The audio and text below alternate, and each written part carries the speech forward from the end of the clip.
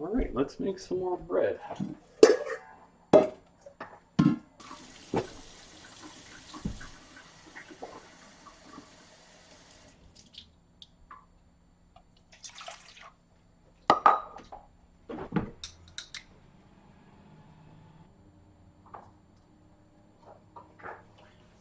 104.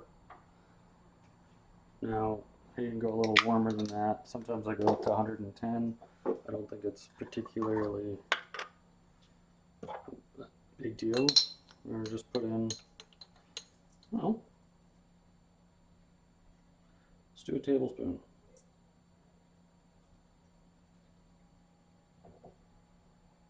That's actually quite a bit, so. Yeah, just do it. You could probably do less, but I'm gonna make some leaven bread, super risen. I'm going to put in about a tablespoon of sugar. Probably shouldn't do a full tablespoon. We'll see. I guess we'll see how this works. And just mix that up nicely. You want to mix it up quick, or the yeast is going to clump. So just mix it up, and you're just going to let that sit for a little bit so that the yeast activates. Alright, so I think I probably put way too much yeast in this, so I'm just going to add another cup of water, and we're going to make a double batch.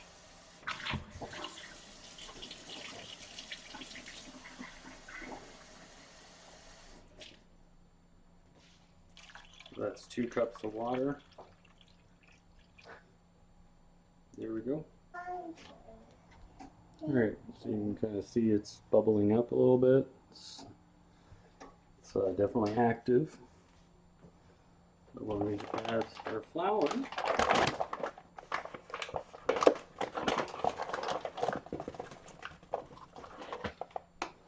And at this point I've preheated the oven to 170, which is the lowest setting on my oven, just so that it can help this rise. So we're going to put in 1 cup of flour.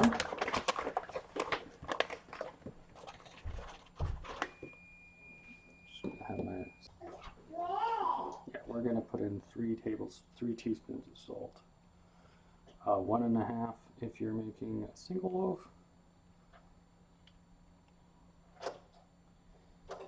So that's 2, 2.5, 3.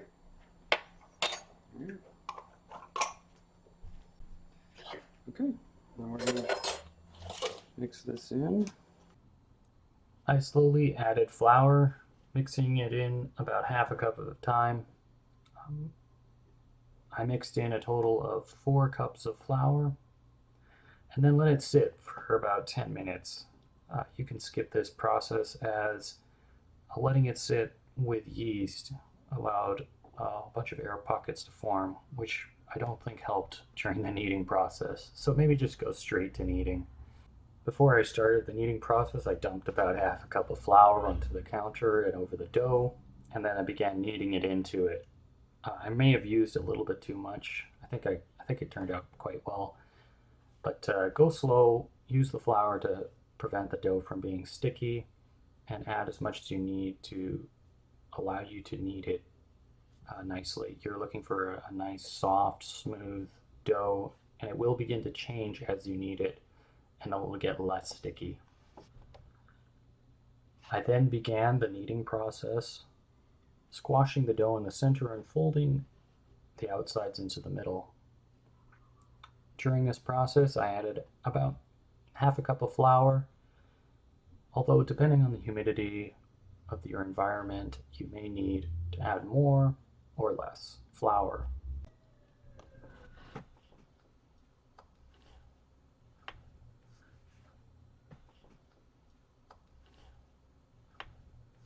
Kneading dough can vary between 3 to 5 minutes depending on your technique and the amount of dough you're kneading. I'm definitely still learning how to do this process, and I find when I first started out that I actually wasn't kneading my dough long enough, and so I didn't notice that there actually is a texture change. Keeping track of how long you've been kneading your dough can be very helpful. It might be easiest just to go off the time. Since we were making 2 loaves, I decided to try an experiment where I coated one of them with oil and one of them with flour before letting them bulk rise to see whether they stuck to the bowl differently. I then wrapped them and placed them in the warm oven, turning it off and keeping the door open so that some of the heat can come out for about 10 minutes. So we're going to leave them in the oven. And see, just 2 of them in there. And we're going to leave the door open for about 10 minutes, and then we're going to close the door. So I'm going to put my timer on for 10 minutes.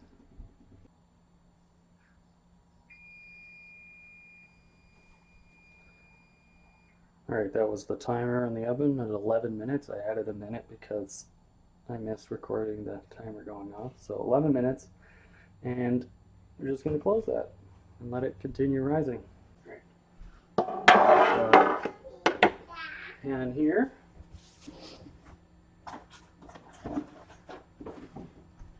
Now you can just use the pan, maybe throw a little bit of flour on it. Well, I don't know.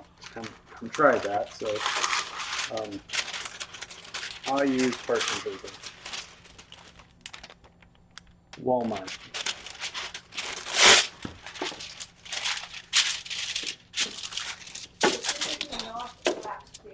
Yeah.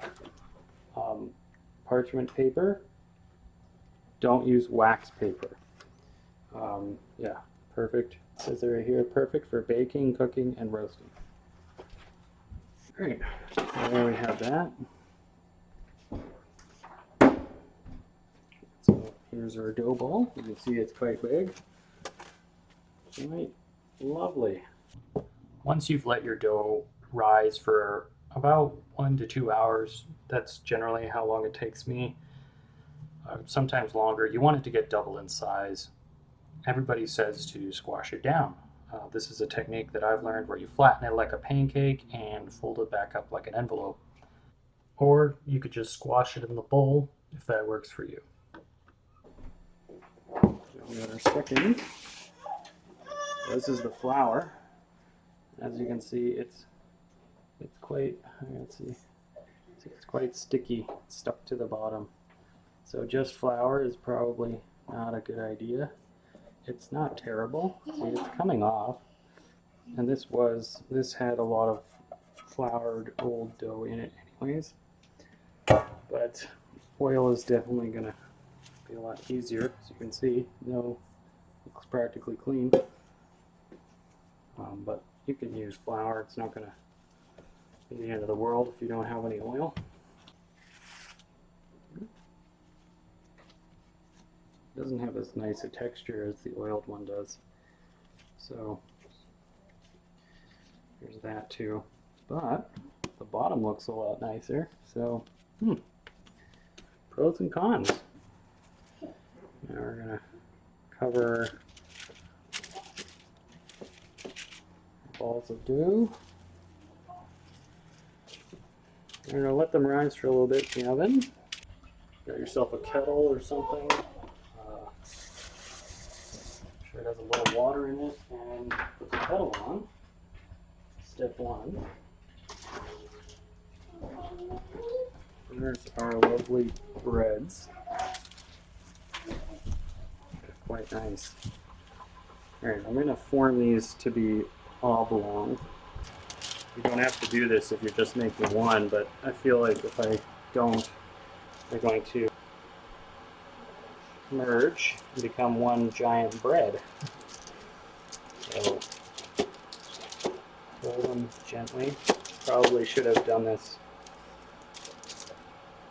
at the beginning, but hey, try new things.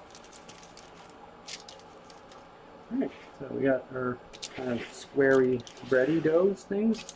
They're definitely going to expand more in the center, so it's actually okay if you have square, make them a little square. Cause take our knife,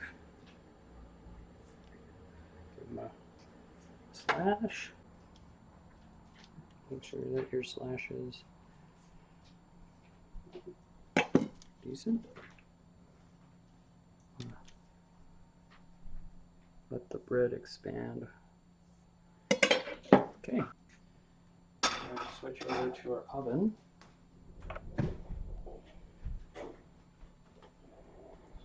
Alright. So I have myself here a glass dish. It says for oven and microwave, no stovetop or broiler. So we're going to stick it in the oven, so that's fine. This is what I used to use. I don't know if you can see, but there's some rust here. So maybe don't use, and you can kind of see the white maybe around the edge where I put water in. And I mean, I don't really care about this pan, so it's not a big loss, but if you do, don't use your pans because you'll get rust in them. I haven't done this before, so we're just gonna try it. And you stick our boiling hot water in here. We're gonna stick that in the oven. Now, it's probably better to do this in the oven. You don't let the steam inside the oven where you want it to create that humidity. So we're gonna put our oven up to 400. And we're just gonna take our bread as is and stick it in there. And bake it for about 30 minutes. After 30 minutes, I rotated the breads because my oven doesn't bake things very evenly. If you have a convection oven, you may not need to do this. I then baked them for another 5 minutes, taking them out and placing them on a wire rack. I found that one of them seemed to be slightly underdone, so I put it back in by itself for another 5 minutes as a test. All right, it's been 5 minutes. Let's take it out. Okay, well, it's a little bit browner and kind of firmed up that side a little bit. So let those over those rest. I'm going to turn off our oven. Got this.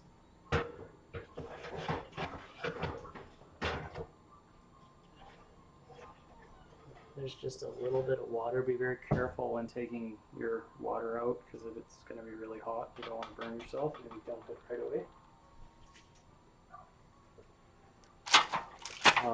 There's a little bit of water left in there. Maybe wait till the oven is cooled down. You don't want to burn yourself taking that out too early. We let it cool for about half an hour before cutting into it. If you have a nice bread knife, use that. I don't, so I'm just using a chef knife. We found these loaves to be excellent for sandwiches or just toast. Just a simple basic bread that you can use for pretty much anything. I'm sure baking it in a bread tray will give you a nice bread loaf. I prefer my loaves like this, and that's why I do it this way. I'll just break this apart so you can see. It just comes out nice and soft. I hope you found this enjoyable and potentially interesting. Thank you for watching, and God bless.